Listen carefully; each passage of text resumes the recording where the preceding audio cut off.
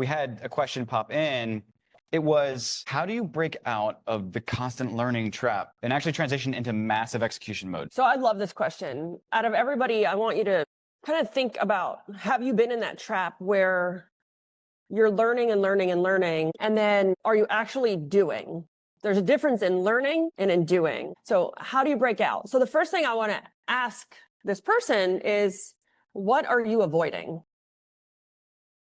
You're avoiding something because you can't stay in learning mode because you love learning. Like, you just can't stay in that mode because you love learning. You stay there because you're feeling it feels productive without taking risk, or it feels productive without requiring risk. So, you can always listen to another podcast. You can read another book. I mean, how many out there are reading like all these books, but that you're never doing, or you feel bad because you read the book but never implemented it? And, you can watch another YouTube video and you can take another course, but at the end of the day, you're going to feel like you've accomplished something. Yeah. But you feel like you accomplished something because you learned, because you signed up for something, because you did something. But here's where I want you to kind of do some self-reflection.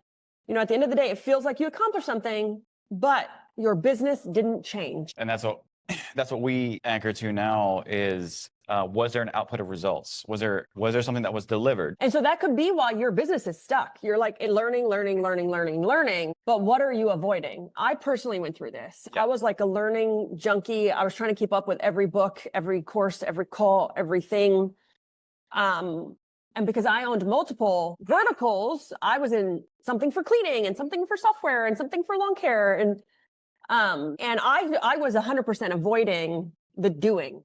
Yeah. Because I was scared to do, because I wanted perfection. I was that perfectionist and I needed it to be perfect. So let me read another book. Let me do another thing. And for me, my dad taught me analysis paralysis of analyzing it to death or researching it to death. And for me, books and learning was the research. So I want to know, does this resonate with you? Like, do you relate? Have you been there? Is that you now? Was that you? I say I'm a reformed perfectionist. Oh, you would hate to have lived in my house. You would have hate to have been one of my children. But I'm a reformed perfectionist. I like that. I feel so bad for my children, like in the younger years.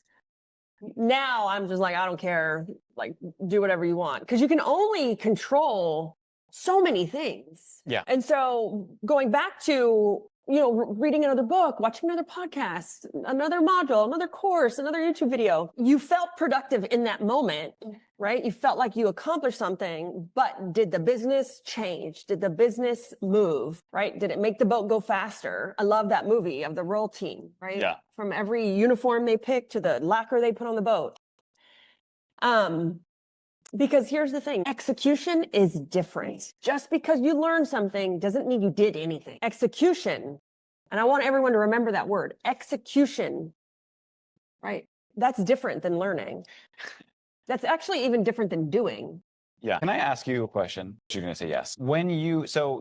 You've done a number of things in your lifetime that required execution before you were ready. And one of them in particular I wanted to talk about was you rappelling down the side of was building. It a 14-story? I don't remember. It was like 475 foot tall building. Yeah. It was in Denver. So let's just throw a number out there and let's just say that was 14 stories tall, rappelling off the side of a building. And when you had a group of how many people? So I was in boardroom. That was Dan's event. And there was boardroom caps at 50. So there was probably 45 because not all 50 always showed up. Yeah. So it's probably 40, 45 men. Take that as well. Software owners. Yeah. Yeah. Yeah. And so you had, let's just say 30 people made it up onto the roof of the building, and you were preparing, and you had the harnesses, you had the gear, you had all the people who were prepping the environment to start rappelling. Yeah. And they talked about who wanted to go first. Yes. Actually, it was before we even went up. Yeah. Because they had to take us up in groups, and who wanted to go first? And I was like, I want to go first. And I didn't want to go first. I wanted to go last. I actually didn't want to go, but I went first because if I didn't go first, I was going to let everybody else and all of the in Spanish it's called chisme, all of the talking and oh my God.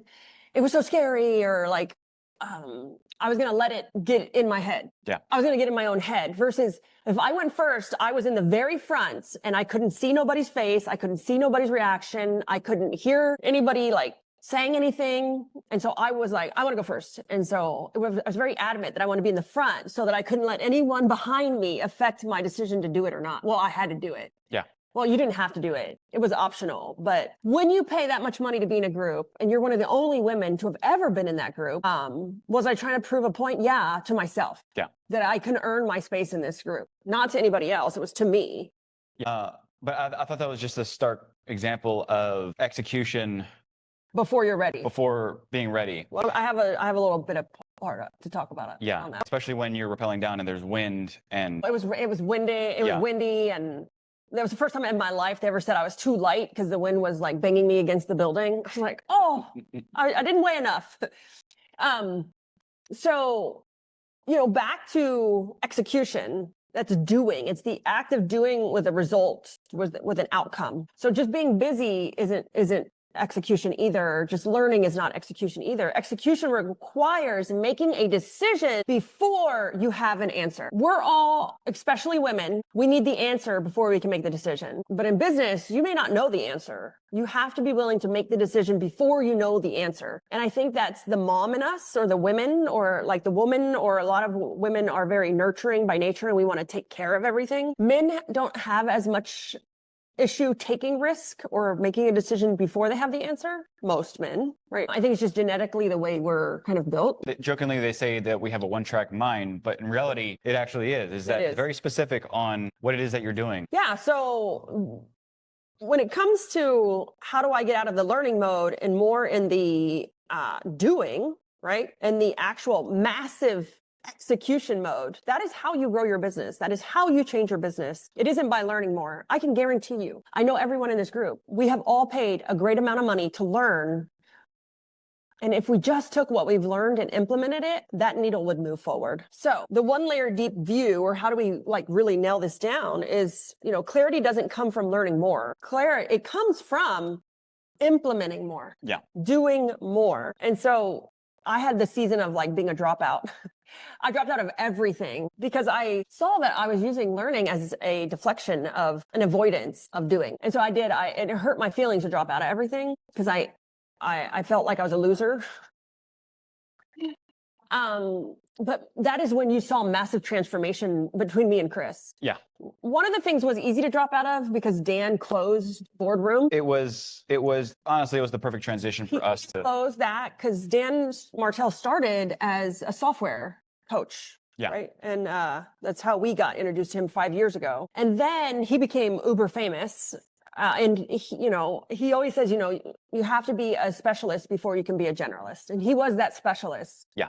I mean, I think we paid anywhere from 60 to 80 grand a year to be in that room with him in person. Somebody asked me the other day, have you met Dan? I'm like, I've cried with Dan Martell. Seaweed together. Yeah. Yes, we know. And I've had dinner with him many nights. And so, yes, I know him very well. But when you were in that room, we learned so much. And then he decided to close it because he wanted to pursue his dream of being a generalist, right? He wanted to be like the next Tony Robbins. And so when he closed that room, well, we were all upset. All of Boardroom was upset. We understood. We were just upset because we wanted our group. Yeah. And we wanted Dan. But that version of Dan doesn't exist anymore. Right. And we respect it. We respect it.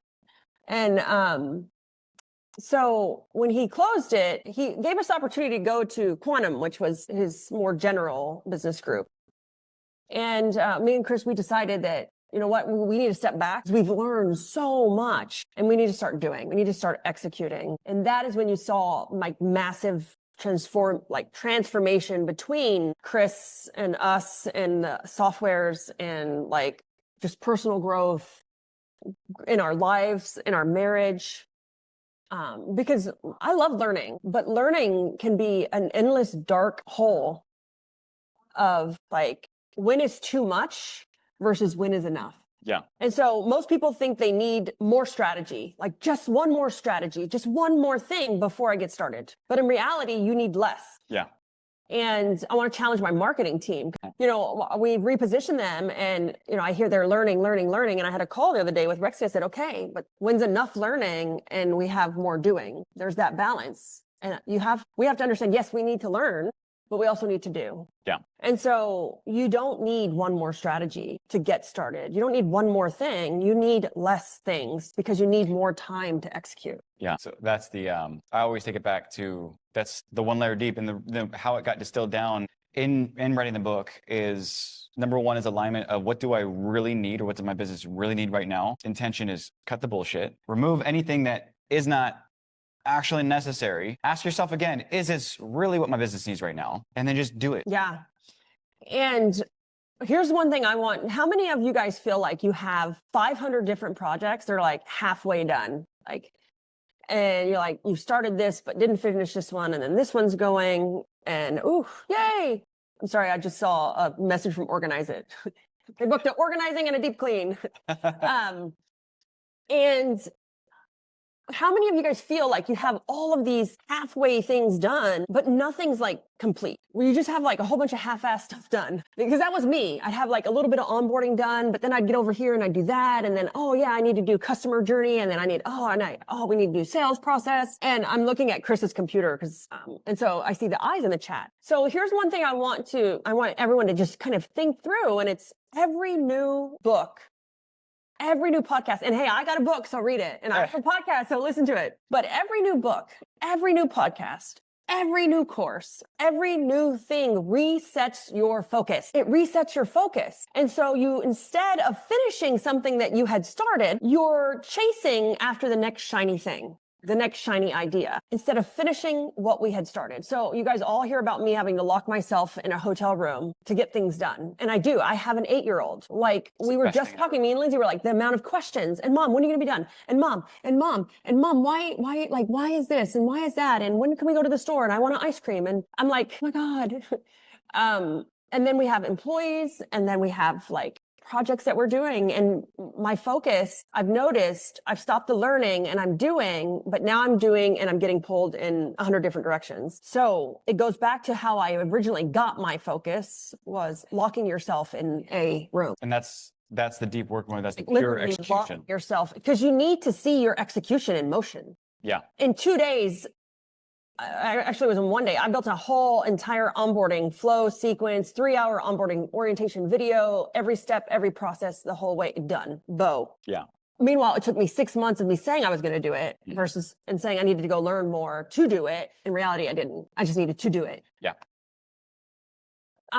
So every new thing you do, book, podcast, module, it's resetting your focus. And so instead of finishing what you had started, you now have started all of these different things because you're not aligned. Your focus is not aligned. So execution dies when you have too many options. Yeah. Execution dies. So the test is, I want you to ask yourself, what have I learned in the last 90 days that I still haven't implemented? What have you learned in the last 90 days that you have not implemented?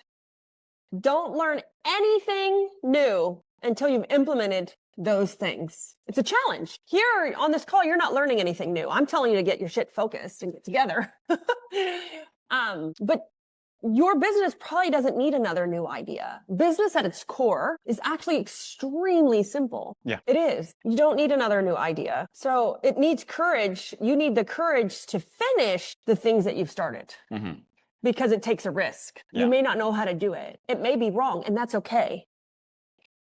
My rule is that I need to know just enough to just get it done. Not perfect, but just to get it done. So you want to try to keep it extremely simple, right? Your ratio of learning and doing. For every maybe 1 hour I spend learning, I spend 5 hours implementing. Yes. It's, for every 1 hour I learn something, I need 5 hours to do that thing, or I can't learn another thing. Yeah. Because learning should support the execution, but not replace it. And I think we have mistaken learning for doing.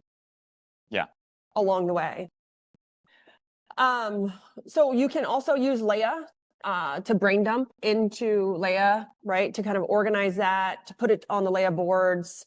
And when you get something done, put it inside of your brain, your company brain, your knowledge base. Don't just get it done and only you can see it, because then it doesn't exist still. And that's the thing is, what we say here internally is that if it's not backlinked, it's not built. It's the proof of the outcome. It's like if I said I did something, or if something's done, if I executed on something, where's the proof? Where's the thing? You know, and I think AI is making it worse, to just be honest. I'm not trying to downplay our own tool, but AI is making it worse because ideas are now abundant. They are literally endless. You should see my ChatGPT thread between because I'm using ChatGPT for the building. I'm like, how do I paint cabinets? And then now I want to do this, and now I want to do that. And I'm like, oh my God, I can learn how to do it in 5 seconds. Yeah. But I still have to do it. And so, AI can make this feel worse because today it can generate us endless ideas that sound great, because ChatGPT will fool you full of crap. It tells you, oh my God, that's a great idea, Chris. I love that. Leia, she's a little bit more salty. She'll be like, are you sure you want to do that? Maybe that's not a good idea. And so in a matter of seconds, we can have new marketing ideas, hiring ideas, you name it. So the bottleneck is no longer information. Yeah. Information is abundant right now. The bottleneck is you deciding, I'm going to pick this one thing. Here's the thing I had to learn. Every year I pick a word of the year. Actually, I don't have a word this year, do I? I think we're still on a high with execution. Yeah, it was execution, but that was last year. So. Yeah. I had to pick a word, and one year I picked patience. I don't know about you, but I don't have any patience at all. And with patience, I had to learn how to pick one thing. And I used to teach multitasking, back in the day when I was organizing, and I would speak about how to organize your life and your house. And we thought that multitasking was like a superpower. Yeah. And I prided myself in how well I could multitask. But the hardest part of all of this is just picking the one thing. Yeah. And doing it good enough. Just pick one thing, and we're so impatient. We want to do all the things. But if I just picked the one thing and did onboarding, I could just do it in 2 days. If that's all I did for 2 days, versus doing a little bit for 6 months and I still don't get it done. Yeah. So it's picking that one thing to execute on. And, instead of having 100 ideas going, use something like Leia or Leia boards to help you organize, prioritize, even assign the ownership of them, right? Ideas don't build businesses. No. Because if ideas did, Chris would have 500 million businesses. They'll talk to me about ideas, and I'm like, no. Whoa. We're only doing this right now. He's like, well, for the future. I said, I've gotten very good at this. I can't even think about it. Yeah. So don't even tell me. I don't even want to know, because I can only do what's right now. He's like, oh, we can do this. And no, we haven't even done step 1. So you're on step 5. Oh, yeah, and I don't even want to hear about step 5 until I get step 1 done. I'll stop mid-sentence and pull the brakes because I know, and I'm like, I'm good. Never mind. Because again, ideas do not build businesses. Execution does. And to execute, you have to take risk. Yeah. You have to be okay not knowing everything. You have to be okay with it being kind of crappy at first. Your first version is okay. So a lot of us confuse motion with momentum, right? Motion is not momentum. So if I'm moving, right, it's that busy being busy kind of statement. So if I'm reading another book, I feel productive. If I'm taking another course, I feel productive. If I'm planning a project, that feels productive. Planning doesn't execute either. Yeah. Right? You got to do some planning, but just enough. But if a customer doesn't buy, then they pay for what you implement. They don't pay for your ideas. Yeah. They don't pay for, strategy. Yeah. They pay for execution, things that are done. Yeah. Right. And I boil this down to in business, or in what I'm in control of, is it's a +1, -1. Did it go up or did it go down? Those are the only 2 things that matter. Yeah. And so my micro move for you guys is, in the next 30 days, create one simple rule.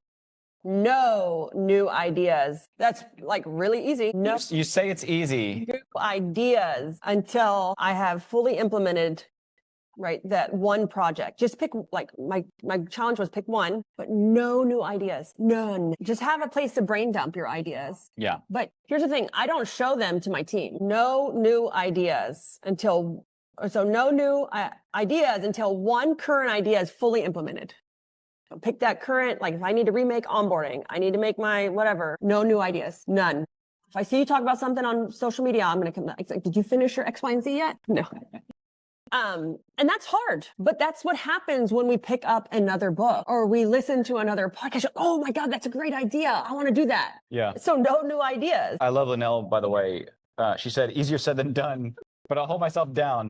I love that. It's hard. The simplest things are the hardest things. Yeah. So what I've done and really trying to practice is, again, I obsess over my calendar, and my calendar is my Bible.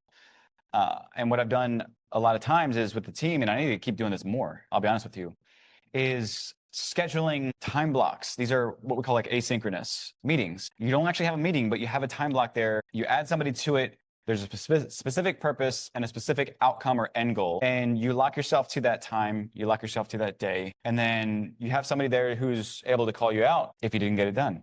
Yeah, and if you have a hard time holding yourself accountable, it's so like non-productive. Schedule a meeting with someone to help you hold yourself accountable. And so I used to do that with Marilyn, my assistant, all the time. And then now May's my assistant. And I would schedule a meeting, not because I needed to meet with them, because I needed accountability. I needed accountability in my life. So May doesn't get it as much as Marilyn did, because I learned that habit through Marilyn and I don't need it as much. But we will not let our team down. Like you'll let yourself down. So me and Chris will literally schedule meetings in the same room, like in the same house, because if we don't, we won't do the meeting. Yeah. We won't do the thing we needed to meet about. We're like, oh, we'll just do it later. Oh, we'll do it when we have time. Oh, but we don't have time. Yeah. And because we're spouses and stuff, and sometimes we add ourselves to our own calendars, there's a good chance that we'll get it done because we're going to call each other out. But every once in a while, it doesn't happen that way. And so if we need to, we'll add May. We'll add May. And then she's like, what's this meeting? Should I join it? And we're like, otherwise we're not going to talk about it. Yeah. And it's understanding how you operate and being okay with it. Yeah. So, kind of wrap this one question up. This was a loaded question. I think this is applicable to life, like just in general. Like what are you avoiding just even in your life? It's not just business specific, but one of the biggest mindset shifts that you have to make here, or one of the ones I had to make is realizing that a business is never made up of, your business is never one idea away from changing. It's not like I just need this one idea and my business is going to change. I'm going to break the ceiling. It's not. That's not going to happen. It's usually one implementation away. Yeah. From changing. One actual implementation from breaking that ceiling. So stop collecting answers and start collecting completed projects. Start collecting completed execution, because the business isn't going to grow from what others know, right? It's going to grow from consistently executing. Yeah, I love it. This is a great topic. This hit me because I realized this like 2 years ago. I'm like, I have an issue. I got to stop. I was like addicted to learning. Yeah. That was a really long answer to one question. I love it though. I love it. Do we have, so I don't know. more so for, I guess for the software or the product, which we can touch base later on that for just to get some extra help for Julie. Just a side note here with Linnell, she said it does apply to everything in or outside the business. Does. Because I feel called out. I think this is, let's stay on this topic. This is great because who here needs to focus on their health a little bit more, lose weight, maybe exercise. You don't have to call yourself out. I just want you to think about it. But we do the same thing. I was the woman in the trap of like, I have to eat a salad, and I was starving, and I felt like I was a horrible wife because I was constantly hangry because I was hungry, and I wasn't exercising as much as I should have been, but I was doing that learning avoidance, right? It was that avoidance of not actually doing the exercise. Let me go read about it. Let me go watch another YouTube video. Let me sign up for an exercise course versus just getting off my ass and doing it. You know what you're supposed to do.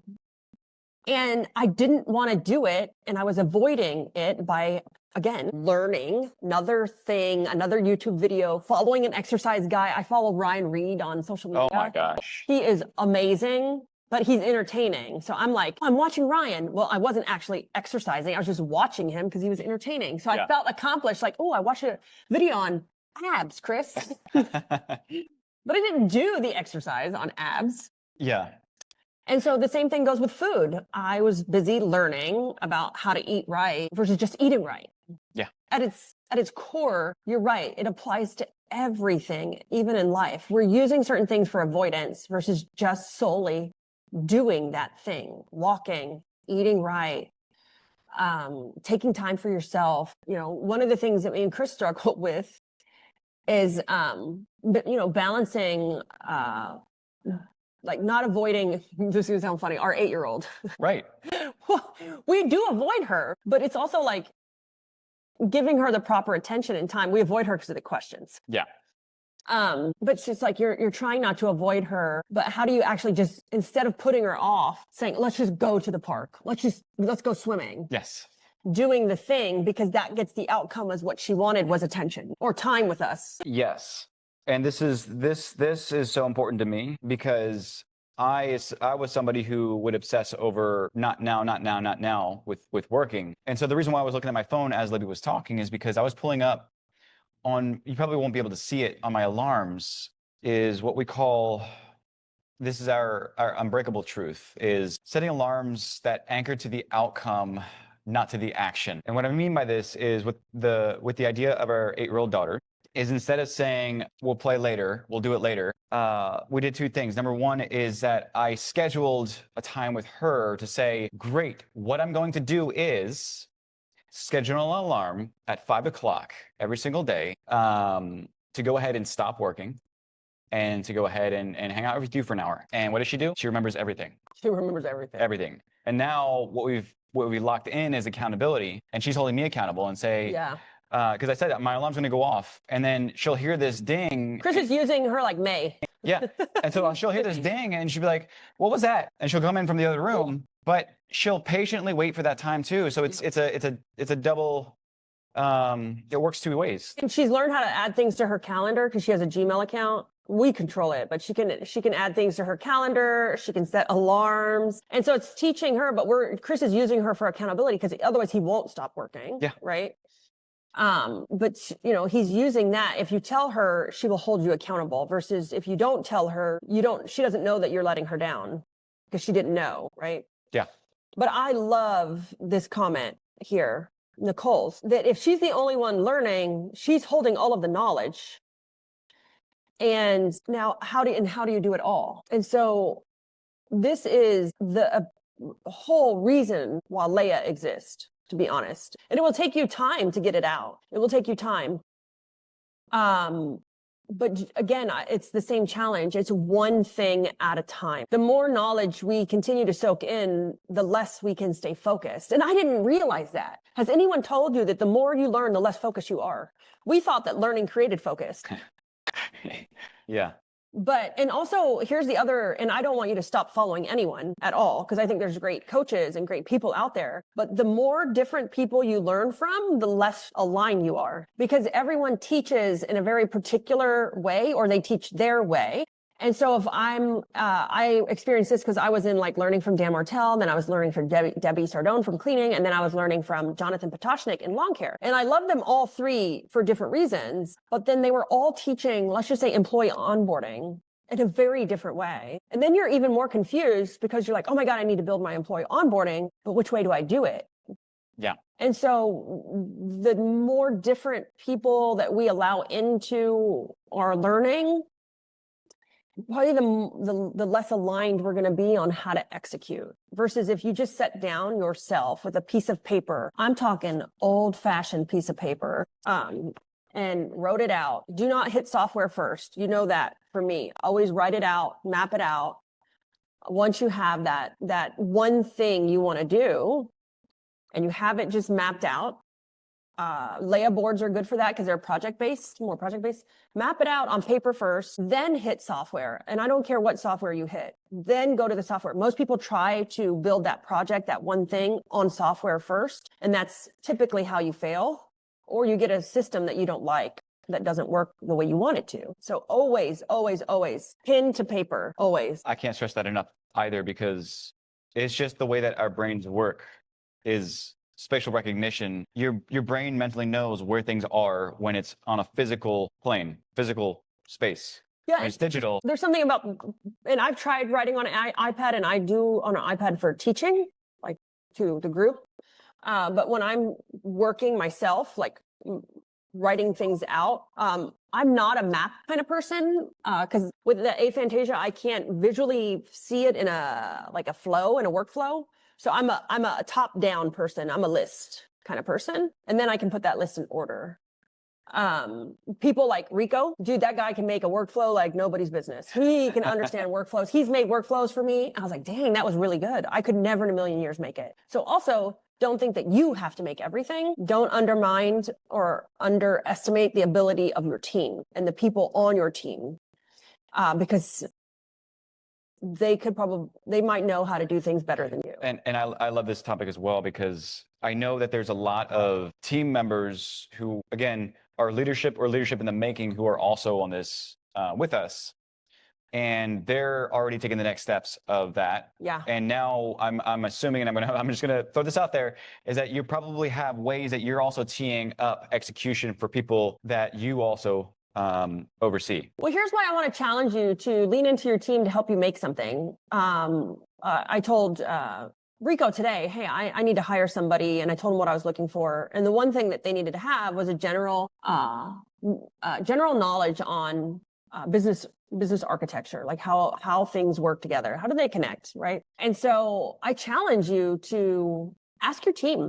So like, hey, I want you to make me the steps, the flow of how do you, depending on their, how do they onboard? How do we onboard a customer? Write it down for me and see what they come up with. Because sometimes when we're teaching people, we can give them our bad habits. That's why when new people like onboard on a software, I always recommend you don't onboard them onto the software, let them onboard themselves, because they might figure out how to use the software in a different way versus the way you were doing it. And you're probably only using it at like 10% capacity. Yeah, I can guarantee you right now, JP, one of the VSs, he is a Leia master, and he's using it in a entirely different way than we would be using it, which is really, really neat. Yep. And don't underestimate the ability of your team, and ask them, hey, I want you to make something, and then look at it. Can they make it? Maybe they can, maybe they can't. Like maybe they're very good at it, and maybe they get certain parts that you didn't see. Because sometimes we're in the vacuum too much to really notice certain things. I was going to hire one of the VSs, and Aaron Coleman stole him right out from underneath me. I was like, oh, Aaron, I was going to hire, it was named Ryan. I was like, oh man, I was too slow. I was like, I think this is a great topic, a great challenge. And we can kind of wrap it up with the answer to this question if we want to answer a couple of the software questions. Yeah. Yeah. And Chris, you can do it. Okay. So I got to pull them up though, since there was questions. So from the software side, there was a question about how do I ask AI to improve this document. So asking Leia to improve the document. Just a side note, we do have the ability inside of Leia to have her help improve. But we're working on that. Well, that ask Leia to improve doesn't work. I've already asked them to take it away because it doesn't work. You just go inside the edit button to improve it. So we know that feature isn't working. But we actually talked about today. Yeah, and I submitted it last week because I was in there building stuff for Organize It. So I'm like full deep in building for Organize It right now, and we're and I noticed that didn't work, so I submitted a request for that. Yeah, and then there was another question, which is actually, this is great, and this goes along with the playbooks and One Layer Deep, which is, where do I edit information to populate the correct answers for my office staff and technicians when they ask Leia a question? So whenever you ask Leia, you're talking through with Leia in the chat. This is important. It seems like answers are coming from certain things like the company settings. But the answers, we're not sure if the answers are coming from the playbooks. Where do I edit the information? So I'll help to clarify this, is technicians. Technicians are able to ask Leia, and Leia will only share information that's in your frontline playbook. That's it. Meaning technicians only have access to consume. You have two different things. One is to create. So there's certain users in Leia that you can create, which is leadership or owners. And you have those that can consume, which they cannot create. They can only see or learn. This is your teammates with other people in the office or technicians. And so for technicians, they are only able to consume or learn from the frontline playbook, which is entirely situational because they're delivering the service typically? Yep. So I would suggest making a user if you want to test the output. Like I made a fake user so I could log in and look at it like I was a cleaning technician. Yeah. So I made mine, and ours is in line. I've tested it, but you have to make sure you have enough information in it. Otherwise, it's not going to have an answer. Because we made sure that Leia only, for right now, and this is, we've been careful about this, is that she only references what's actually the way that you design your business, specifically for the technicians. Yes. Specifically, Leia's not going to make up an answer for your cleaning technicians or your field technicians. And I did that on purpose because we can't be giving them random suggestions while in the field. That would be dangerous. Yeah. So it's very specific. And so if there is a question, this is beautiful to be able to capture. And this is something that we always share, is creating a rhythm at the end of every week. And that rhythm is to look back at all the conversations, all the questions that happened throughout the week. What I'd say is that your chats are the battlefield. It's where the battles are fought through the entire week, because you have threads of questions from the office, what happened, what's going on. You have threads of, ideally, your technicians who have these situational things that your office is currently answering, or you're currently answering. Yeah, in One Layer Deep, the book, I always recommend, and I don't even remember what chapter, I'd have to look. We recommend starting with the top 10 most asked questions. Yeah. Because that will give you like an hour back to your life to make other, and they compound and compound. So start with your top 10 asked questions to create microplays for, whether that's your office or your field staff. Yeah. And so Leia's only pulling information for the field staff from Frontline. And then for your office, she's pulling information from the RAG environment, right? Yeah. And from your playbooks. Yeah. Why? Because sometimes we need other ideas. Sometimes we need to ideate. Sometimes we need what is a standard cancellation policy? And so it will give you pulling from other sources and other information like a regular AI, but it will also say, if you say, what's my cancellation policy? Yeah. It will then pull that from your playbook. So it's also in making sure you know how to ask the question properly. Yeah. Because if it doesn't, for the office staff, if it doesn't have an answer, it will give you a general answer that it pulled from the world, like from all of our users, to say, this is the most popular cancellation policy overall. Yeah. Which is nice. And so with Leia, ask her, what's the standard cancellation policy for a residential cleaning company? What's the standard cancellation policy for a lawn care company? What should I be doing for blah, blah, blah? Because she's not going to pull just one person. She's going to pull like the general consensus of here's what the majority does. Yeah. So yes. And for those that are, let's just say you have team members or leadership who are asking questions, you'll get ideas from Leia as well. And so what we're doing is with Leia is we're actually working and basically teaching her how to make it feel more intuitive, with kind of reading between the lines of what you're asking and where to look for that information. So if she's answering questions about field staff, but you haven't built it out yet, either she's pulling it from the brain, right? Because when you signed up for your account, you spun off the top of like what I had made. So there's technician information in it. That's how she has technician information, because I gave you everything I have. Yeah. And but you can't say, oh, tell me how organized it does it, because everything is sanitized and everything is security and protected. You can just say, hey, how should I do X, Y, and Z? Yeah. And so she pulls from your company DNA, yes, but not from the chat. She only pulls from your company DNA when you're making microplays. It is not connected to the chat yet, correct, Chris? I'll check on that. Okay. It's not connected to the chat. It's not connected to the chat right now. But we already had that teed up to make sure that, again, like I said, is we're making sure that Leia is able to think and kind of read between the lines with a lot of this stuff. So every day we're working to improve how she interacts with you. Yes. So talk to her like a human, Julie. So if something happens, you can say, oh, thank you, Leia. Like, did you pull that from one of our microplays, or where did you get this information from? Ask her. Yeah. Because she can answer the questions as well, believe it or not. Also, you can ask her what's the newest updates, because we just added that. We're uploading the newest updates, right? Yep. You can ask her in the chat, hey, what are the newest updates to the software? That way you can stay up to date on any new features, rollouts.